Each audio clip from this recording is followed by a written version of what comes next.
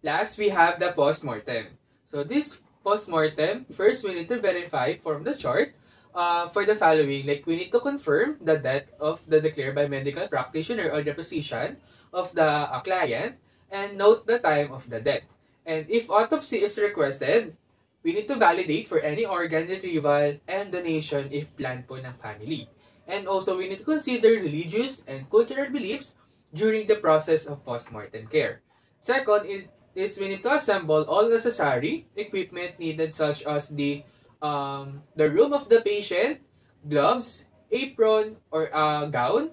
We need also the bath towels, washcloths, basins, scissors, shroud kit with the name tag, also indicated the name of the patient, and bed linens, and also the documentation forms. Also, we need to prepare the label tags that will be going to put outside of the cadaver bag. Third, we need to explain to the family about the postmortem care and procedure and the transfer of the body of the client to sa ating morgue po. And we need to ensure that agree po sila doon sa ating gagawin. And fourth, we need to verify the patient using two identifiers, which is we can ask the family, or we need to check the wristband of the patient. And then last, we need to follow the facility infection control practice for making a body that poses a infectious risk to others. And now we can do the procedure. So after doing or confirming the identity of the patient, also the time of death of the patient, first we need to make sure to first put a sign outside of the door in the hallway and indicating that we're having a postmortem care, and we need to close the door and pull the curtain to respect the privacy of our client. And also we need to prepare the bath for the bed bath of the patient, also together with the towel and the bath towel of the patient. And we need to first perform in hand hygiene, don gloves, mask, and eye protection to the patient.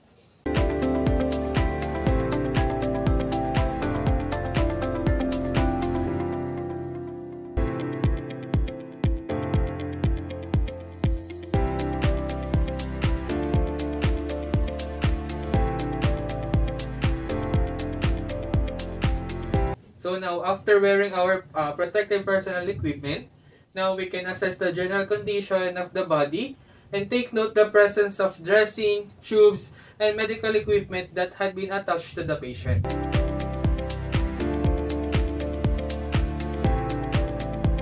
So after checking the assessment of the body, we now raise the bed up and flatten it out.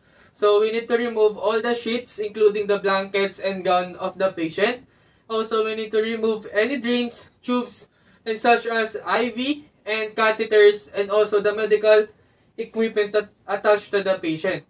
If di po natin sure kung anong tatanggalin natin sa patient or hindi natin alam kung paano tanggalin, we need to follow policies and procedure po ng ating hospital or ng facility and seek other nurses po para gawin ng ating procedure. To removing the medical equipment that attached to the patient, so also we need to remove any dentures and glasses na nakasuot po sa ating patient.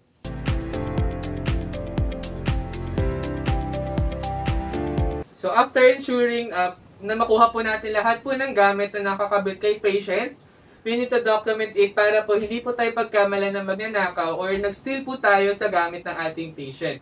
We can put it on a container and ilagay po siya sa ating cadaver bag, or ibigay po siya sa ating mga family relatives po na namatay.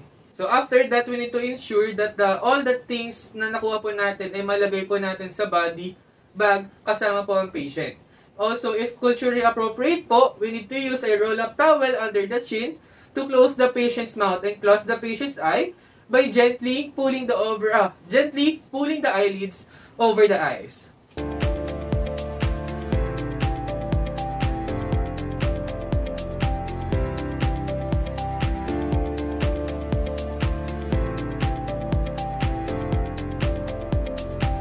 So after ensuring that the eyes and the mouth is already closed, now we can give the bed bath to the patient, like kung paano po natin bihisan or paano natin paliguan ang isang taong buhay. So before we do the bed bath for the death, so we need to place an absorbent pad under the patient buttocks. So and then we will wash the soiled body parts.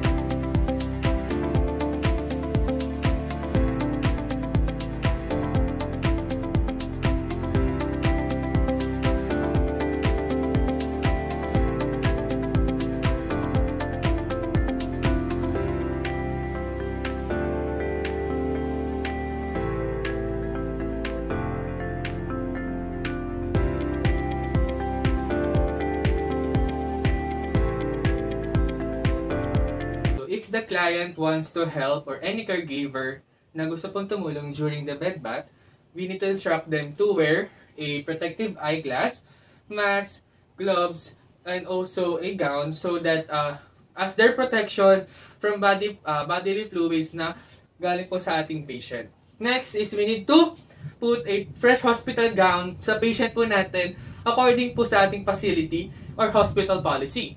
We need to brush or comb the patient hair.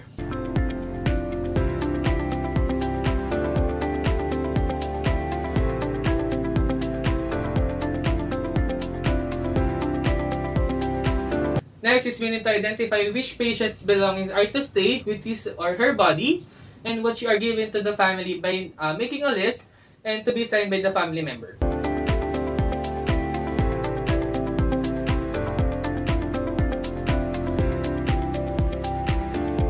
We need to be signed this list by the family of the patient to be sure that ito po yung mga nakuha natin sa katawan ni patient or sa outside na katawan ni patient. Next is we need to tie one of the name tags on the patient's big toe para malaman natin or para malaman ng nasa morgue kung anong pangalan at sino ang patient ito, anong oras namatay, kailan namatay, at sino ang physician na humawak dito. We need to get our cadaver back, unfold the bag and unzip it in all the way, then roll up half of the bag long ways.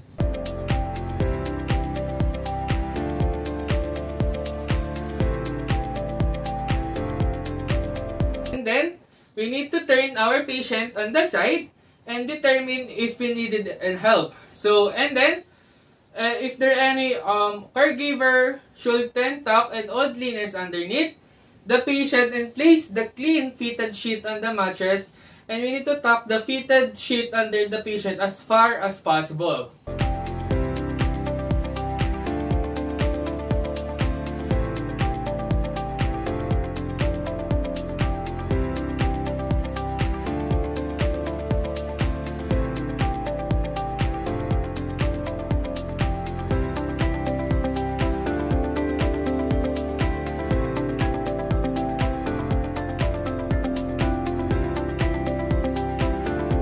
So after tucking the roll of the end underneath of the patient, we need to make sure the bag is placed in such the patient's body will be able to fit, and this means the bag should reach past their head and all the way down their feet. After unzipping the bag, so we need to place an identification label outside of the shroud by tying the two zippers together with the name tag according to the facility practice.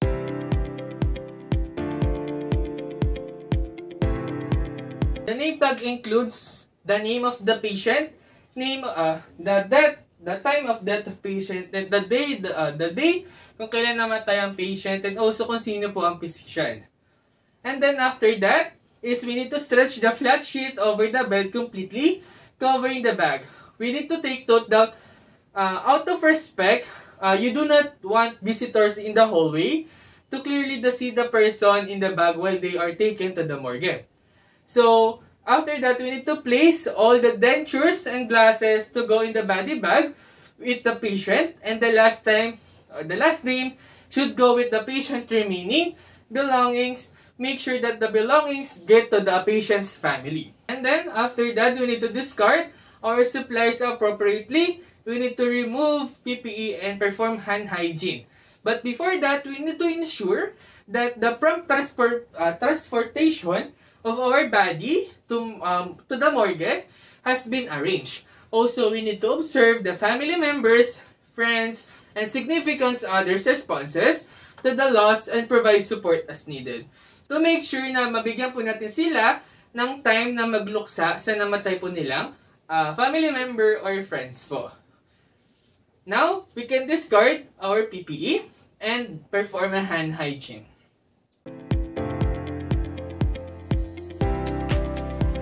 After that, we need to document all the patient's record, such as the special preparation of the body.